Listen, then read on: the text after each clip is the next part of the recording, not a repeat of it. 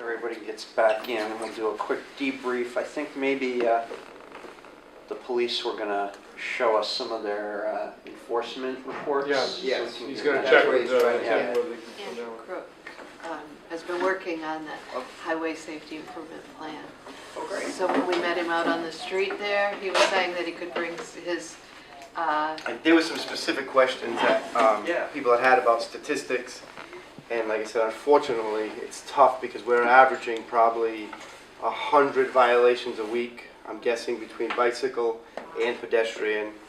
And I know there were some questions about age, and I said, based on each individual site, could be from like a curb jumper to a helmet violation, so I figured I'd have some stats in front of me so I could answer the questions, appropriately if anybody had any specific questions about specific locations. We're in the process of coming up with a year-end tally of, I can tell you now without hesitation that Pleasant Street has probably been one of our most sought-after areas where we've had the best response, where we've had the most violations. But it's difficult because we've spent time equally in each of the 5 locations. So every week I'm looking at, 15 to 20 violations at every spot. If we had said, in the future, I'd say maybe we need to spend a little bit more time on Pleasant Street rather than on Robeson Street, but we're not at that area yet where we've crunched all the numbers together and said this spot is more troublesome than this spot. So have you found anything interesting about why people are saying they're doing what they're doing? In the beginning, it was more of an education aspect. I didn't realize I couldn't drive on the sidewalk downtown. I didn't realize I couldn't drive on the sidewalk on Pleasant Street. We're also finding that a lot of our crosswalks are not marked properly. So people didn't know where the crosswalks were. Earlier on, when we had met at some of our earlier meetings, we've corrected some of the crosswalk issues. We're also hearing there's not enough crosswalks. Poor location of crosswalks. And a lot of just, it's second nature. A lot of the people are driving, crossing, and For people riding on the sidewalk, did anybody give a reason for why they were on the sidewalk? most of the time it's because they were scared to travel on the city street because they're parking on both sides of the street, no bike lane. A lot of our streets, particularly when we enforce North Main, it's a one-way going north. And so the issue was the cars were coming westbound onto North Main without looking. Confident it was a one-way, they'd give a quick look, they'd be driving up the wrong way on North Main, which was another issue. So now we have a one-way street where they're afraid to travel north, and now they're traveling southbound, on a northbound street. So there were many issues, most related to large amounts of traffic. So, for people who are riding the wrong way in the street, what did they say about why they were doing it? Most of which was an education issue. Yeah. I do it all the time. I didn't realize I couldn't drive. And some is just ease because it is easier to get from one point of the city to the other. Driving southbound and a northbound travel. I mean, for everyone it would be easier. So some of it was just, a little bit of ignorance, not realizing. That was a desired connection, so they Well, did. Yes. you also have those that feel that they want to see the cop approaching them, so they're riding on the wrong lane. And I had a big argument with a state trooper about that. He insisted on riding on the Really? wrong side. And he Really? says, you want to see, I says, Yeah. you better check your laws. So that's an interesting point because we see this most frequently in immigrant populations because in a lot of other countries, kids are taught to ride against traffic. Oh, we were taught that too when I was And a kid. kind of it's a generational thing here. Yeah. I think more recently kids are taught to ride with traffic, but a few decades ago it was more common to Sure. teach both bicyclists and pedestrians to go against traffic. But even today in other countries, in some parts of the world, they're still telling people to bike against traffic, and obviously that's not what we want people to do here. There was one question. Are all the sidewalks in Fall River legal or illegal to bike on? That's what I was gonna ask. You were the one that brought that question up. We have focused on areas, I'm gonna consider them a downtown, restricted area. I don't know, I can't answer for a fact if you're up on Madison Street and you're driving on the sidewalk, if that's, as much of an issue as if you're on South Main Street driving on the sidewalk, So is there a city ordinance about biking on the sidewalk? I believe Well, the that's what the ordinance question is, no, I believe there is, the ordinance is about no riding on the sidewalk in those downtown or Yeah. heavy retail But is that areas. specifically outlined somewhere? Is there signs to tell anybody which, No. when you're entering the restricted area? Yes. And like I said, when I looked at the city ordinance, it says, I'm confident, I saw the word downtown too. And I said, depending how you interpret it, I would suggest that if you're on Madison Street, which I know there's a sidewalk there, driving on the sidewalk, Yeah, it's probably not the most appropriate enforcement location. right. I know for a fact you're on South Main Street, you're on Pleasant Street, business doors open outward, that's where our issues were.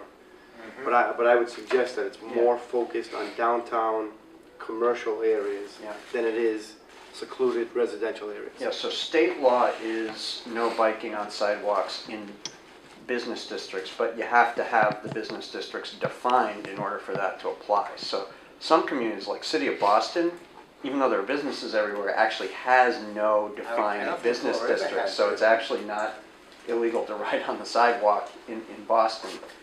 But, Arlington, where I live, there's a town bylaw that says no biking on sidewalks anywhere. So that you can go to both extremes in Massachusetts. Is there an age? No, not, there isn't. I thought Because there I know, was. I know like, For biking on sidewalks? Yeah, I No. thought anybody under 5 was supposed to be on a No, sidewalk. there is no state law in Massachusetts about, that's with age-related biking on sidewalk restrictions. So have you given actual tickets to cyclists for going on the sidewalk, or just for all verbal? Everything has been verbal with an educational pamphlet that we've handed out, and hypothetically, if you were driving on the sidewalk, we'd educate you on locations that are more beneficial rather than on the sidewalk. Where, in our professional opinion, Safe. we're safer locations. But we have given out citations to like motor vehicles who, have cut bicyclists off, have blocked crosswalks. That's great. We haven't been giving out, in particularly as part of this program, bicycle citations. Do you ever give out citations? For bicyclists? Yeah, I would suggest, I'm sure we have, Yeah. because we've investigated, motor vehicle accidents that involve bicycle infractions. But until May, my unit in particular are not paid much attention to bicycle infractions. We've become, it's an awareness aspect Yeah. for us too, another tool in our toolbox. So as we move forward, we're able to make better use of our bicycle infractions. So if you haven't seen the police training video I we have. did, most departments have said they found that helpful. It was And we're encouraging that to be shown as part of in-service training to all officers, not just traffic enforcement. yes, we've expanded outside of our traffic unit, Yeah. and everyone in my unit has seen it, and we've slowly put it out to everyone else. It was that beneficial. I thought it was worthwhile to see. Great, good to hear. I generally did the same over the summer as well, being out on the bicycle itself, working in conjunction with what they were doing was more, I think this season as probably trying to be an education purpose instead of direct enforcement of that. And I find that it's working better. I think now, obviously after this winter, we'll reevaluate again, being out on the bicycle, and I think that if the problem continues, then it'll be enforcement as well.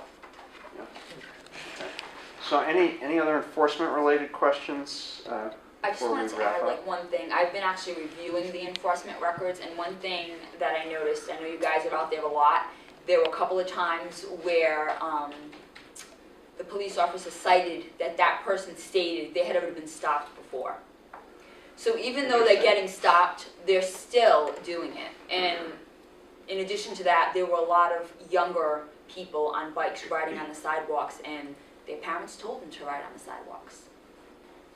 And they're, when you say younger, I mean, they're teenagers. Like 7 to 14. Yeah. Yeah. I have the data in front of us here going up to December 1st.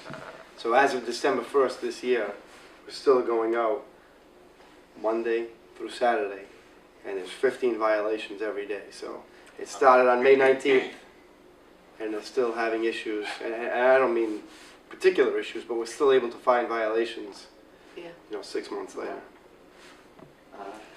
And sometimes the same people.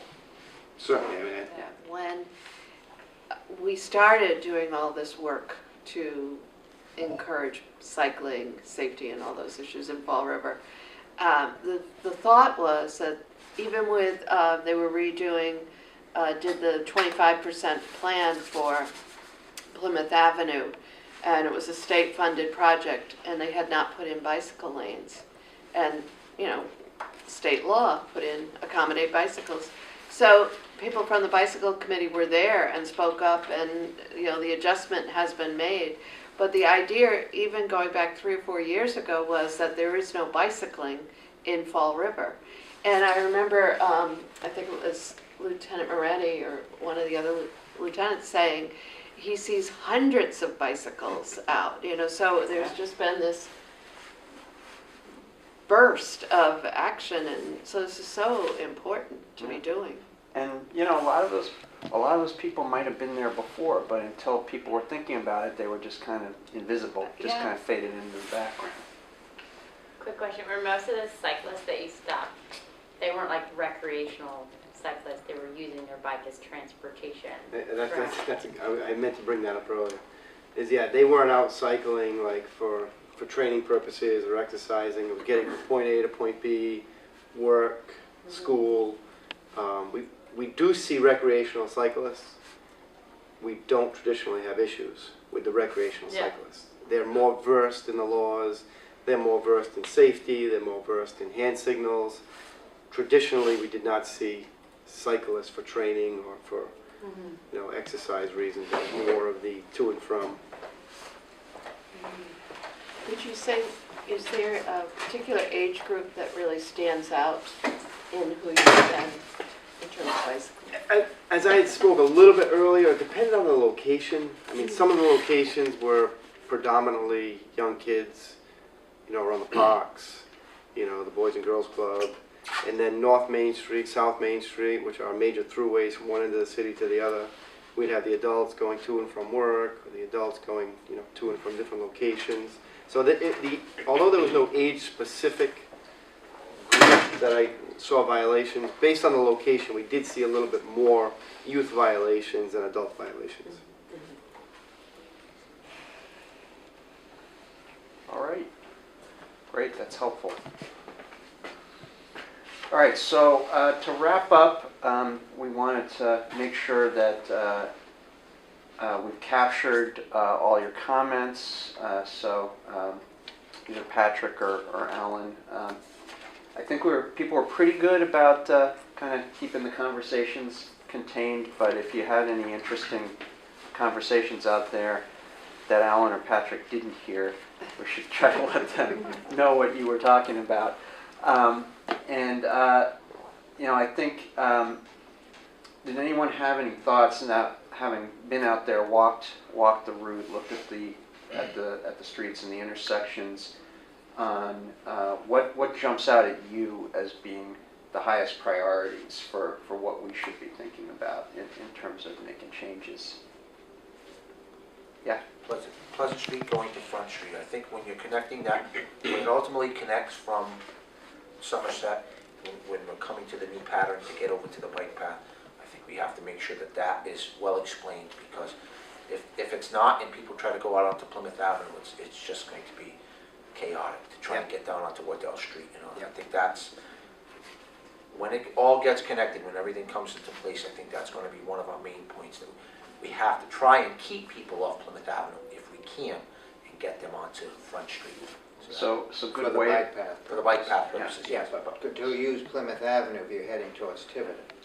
And that's kind of a theme that we talked about in general was when we were up on Bedford Street, it was the same thing. If we're going to be focusing on 16th, 17th as a connection down to the path, and 13th, if something isn't done on 13th Street, we want to make sure we have good signage saying, directing cyclists to get down to 16th and 17th Street so they can make those connections. Yes, yeah, so good wayfinding. Is there, is there one website that Mass in Motion stuff is on, or is there any? There's a route map that Fall River has been working on for the past couple of years that we have a draft form of. We're getting prepared to have it printed out. But is that available if you were to go onto Serpent? It's not available on Serpent. I can make it available through the South Coast Bikeway website. South Coast Bikeway. Okay. And we're putting up the parking through Healthy City Fall River, Dave Weed's website, and I guess that's right now. We're also on the map, on the back of the map. So definitely, it seemed like we saw, I know there's been racks installed around the city, but it did seem like there was a lack of parking at the businesses that we passed along Pleasant and Bedford in particular.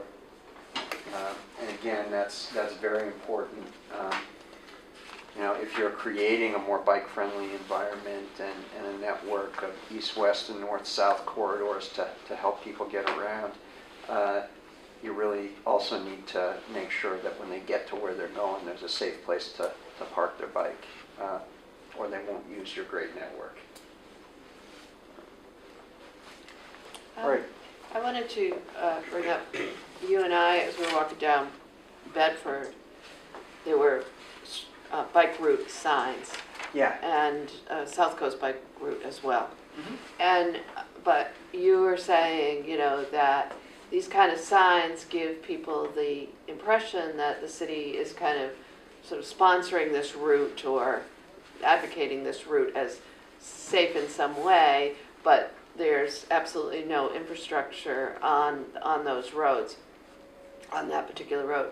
And then, so I was having that same conversation with Rick, and he was saying, well, you were saying that Pleasant Street, you found Pleasant Street more dangerous than Bedford Street. Bedford Street. Absolutely, Yeah. absolutely. So, and Pleasant is wide, it's partially one way, and then. It's also a speed zone. Yeah. Uh-huh. Yeah, I mean, I didn't think either street seemed particularly comfortable for less confident or less experienced bicyclists, certainly not kids. Yeah. I think, those bike route signs, have been used, I'd say not consistently anywhere, not just in Massachusetts. And no one's ever really quite sure what they mean, but there can be sort of a disconnect between, there's a bike route sign, but there's nothing here on the street to make it safe and comfortable for bicyclists to be there. But the other alternative to that is there's a bike sign here, so therefore it was designed to get from point A to point B. Yeah. If you know what those signs meant. Right, and that's often why they're used, because somebody realized, this is an important connection for bicyclists to get from point A to point B. But even so, I think if you're, for any reason, recommending a route for cyclists, then you need to look carefully at it and do what you can to improve things so that cyclists of all ages and abilities can feel more comfortable and be safer on that route. I also think a sign like that may send a confusing message. We talked earlier about the cyclists riding on the sidewalk. Mm-hmm. If you don't have anything, even just shared lane markings in the road to say that, this is the designated space for the bicycles, then you see that sign up next to the sidewalk, and that might lead you to think that I should be riding on the sidewalk. There's a sign there's nothing on the road saying I should be on the road. So Never thought of that direction. Yeah. There's actually, unfortunately, a lot of ambiguity virtually all of the signage used Yeah. for bike safety today. There's ambiguity with the bike route signs, there's ambiguity with share the road, there's ambiguity even with bikes may use full lane, which is being used more and more often. But people get confused about that because it's actually state law here that bikes may use the full lane everywhere.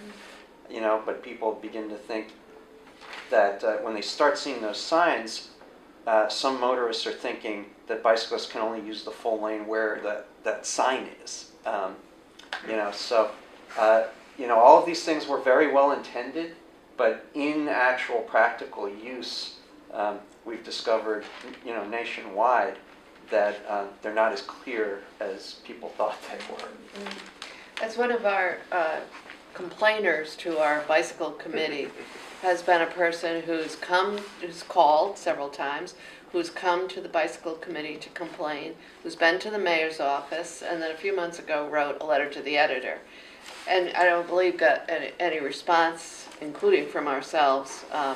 But those are kinds of, you know, it's unsafe. There's these signs up, signs to nowhere, you know, whereas what we're trying to do is what Rick is saying. So we hear that, or for at least from this one person. But the thing about, it seems to me that the actual putting in infrastructure is so slow.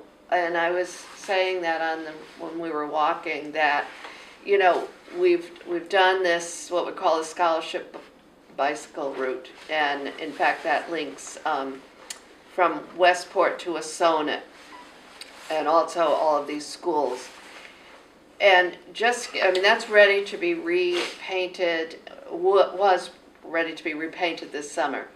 And they only had time to do some portion of that. So that did not even get repainted.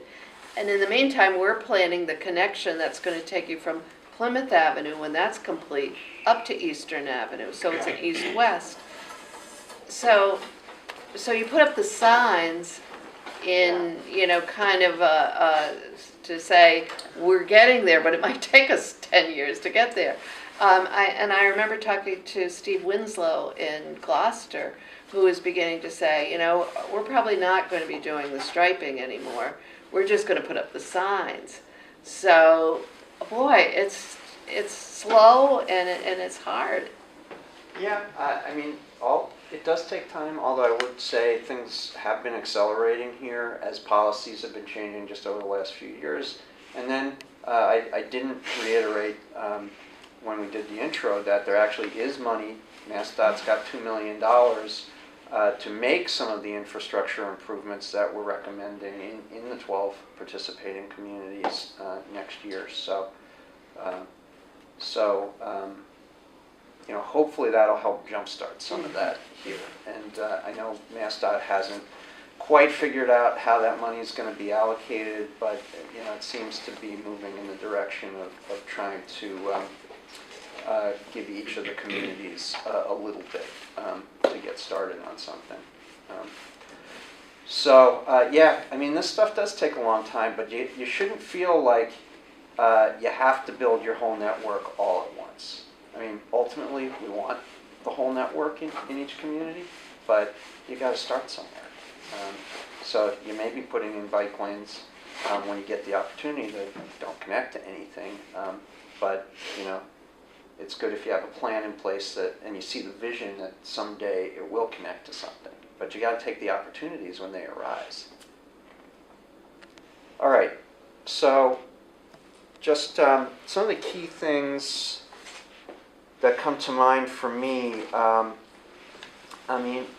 think on Bedford, we were talking about the possibility of maybe being able to get a bike lane in on one side, and we were talking about doing it on the side that feeds into the one-way section. Correct. Yeah. So that would be westbound? Westbound. So that's one thing to consider. You know, there just isn't enough width there to get bike lanes in both directions. But someone, At least not without removing parking.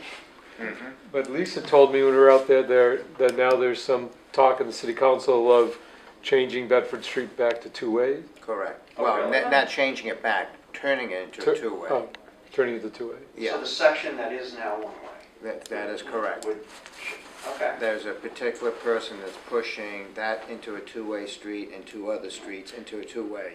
Now, there was on the, if I'm remembering correctly, on that one-way section of Bedford, there was a lot of roadway width there. Right, and that'll go away. There's plenty of roadway, but if you make that Right, a it's two-way, two-way. forget it. Well, you could, well, And it does get narrower as you get downtown. okay. So you think if that goes to two-way, it would no longer be wide enough to even support a bike lane in one direction? It would support a bike lane in one direction, but as you get nearer to downtown, the road does get To narrower. a certain point, To it a may certain be able to, point. but as it gets closer from, say, 6th Street, which is Yeah. about 5 blocks from where we were standing, Yeah, Yeah. it narrows down tremendously. So that's not necessarily a reason not to do the bike lane, but you would have to think very carefully about how to handle the transition when it gets to the point where it's too narrow to continue the bike lane. And the That bicyclists could have be. to merge And into then traffic. the bike lane Where is it gets right now. narrow is still directly, where it begins to get narrow is directly outside of a busy fire station. So a lot of that would have to take into consideration too. Okay. Because it's difficult as it is now for the fire apparatus to maneuver around there. So they would definitely take that into consideration. And so there was a lot of conversation around 13th, the speedway there. And what were some of the thoughts there? Because it's a one-way that feeds into 3 different directions on the Bedford Street end, and bicyclists could potentially want to go any of those 3 ways. So, what were some of the thoughts there? I think not, I don't know. It's not very safe for cycling now. I don't know how you have to do a lot of thinking how to make that safe. Avoid the situation. I'll jump in there a little bit. So a few of us were talking about different options there. I mean, right now, that's definitely not at all a friendly place for a bicyclist. It's very wide, fairly undefined. You do have the lane markings as you approach Bedford Street, but one thing we talked about is that part of the problem there, even for vehicles, is just so wide that it becomes a speedway. So the road could really benefit from, narrowing that and reusing the space in some way. And one of those ways could potentially be actually a 2-way connection that could get you down to Front Street. But it'd be an extreme challenge in dealing with the intersections on both ends. You really have to reconfigure the intersection in order to make a connection between anything you did on 13th Street and Bedford Street and Pleasant Street. Yeah. If you're coming west on Pleasant to go west on Bedford, it's nearly impossible to get across there on a bicycle. I mean, I do it as a matter of point when I'm riding the police bike, but even then, even in full police uniform, people, it's nearly impossible to get across there. very difficult. It's not bike friendly the way the Yeah. design is now. Could you distinctly mark the lanes? Sure, but even then, it's just So just to continue westward just to continue. on Pleasant, just to go through the intersection on Pleasant, Yeah, if just you were to straight. come by the police station here and to try and go west to that one-way section of Bedford and to use 13th Street, it's nearly impossible to get across there on a bicycle. You're free-flowing. You're going to have to stop, and then you almost have to wait for 3 lanes of traffic. It's very, very difficult over there. Yeah, I think to go off of what Patrick was saying, if we could possibly take some of that real estate and reduce the cross section, do a little diet there, because I don't know if you need those 3 lanes of stacking approaching Bedford Street. Plus, the sidewalks were uncomfortably narrow. Yeah. So take some of that, travel real estate and make it. I can even make it a separated bike path, just for that short stretch, just to get you onto the other side of Yeah. to Bedford Street. I mean, I think doing something that might help both people headed towards Bedford Street as well as people that you want to get on that connection through Front Street would be helpful. And I did like the idea of doing a connection on Front.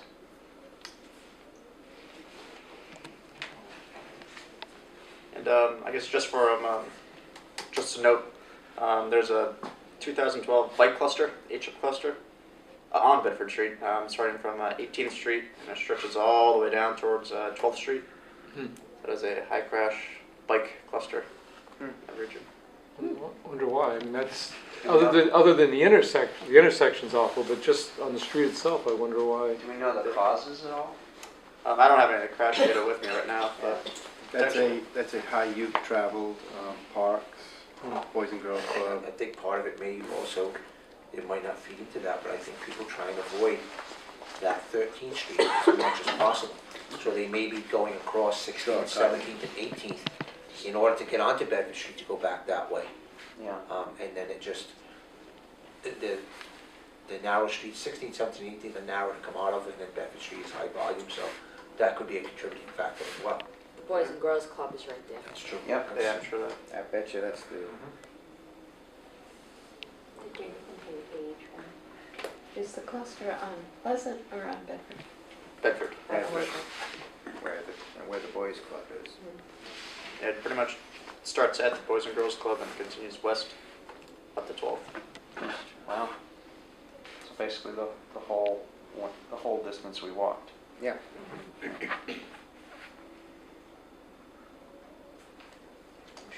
sure the school factors into that too. Kids going to the boys' club, because that's, after school, the boys' club is very, very busy.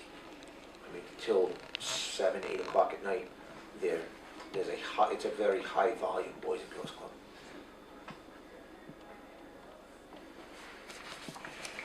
All right, so, well, we saw a lot at the intersection of Pleasant and Quarry. And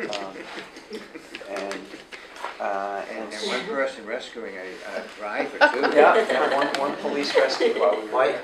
My professional opinion of that intersection is stay out of it on your bicycle. It's the way its current design is just, it's not bicycle friendly.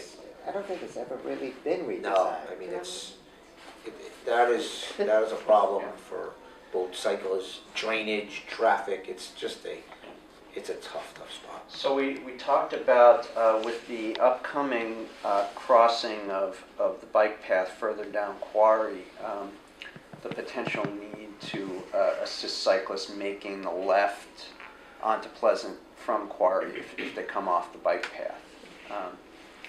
So we'll definitely include that in the report. What else do we talk about at that intersection? We did talk about, it's not necessarily strictly bike related, but we talked about the crosswalks. The placement Oh, of right. crosswalks were kind of, Yeah, because there was that diagonal crossing that we actually walked across. There's signals there that seem to say that's where you should cross, but there's no crosswalk. And then there's the other crosswalk on the other side that's behind the stop line, so the cars roll right through the crosswalk. yeah. Well, not to mention, everybody was encroaching on the Stop sign. sidewalks, at all of the stops in that intersection. We also noted that the Pleasant Street approach is widened to 2 through lanes, Yeah.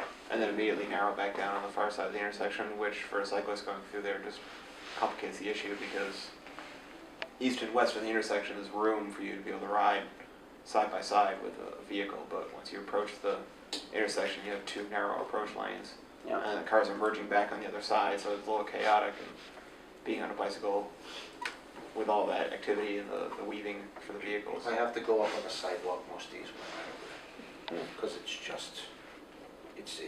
no one pays attention, and it's just, unfortunately, poorly designed for that. Is there one light more than the other that people run red lights? They said that. Oh, Yeah. Lisa actually did a study on the Pleasant. intersection. Pleasant Street, Um, eastbound. How long is the yellow?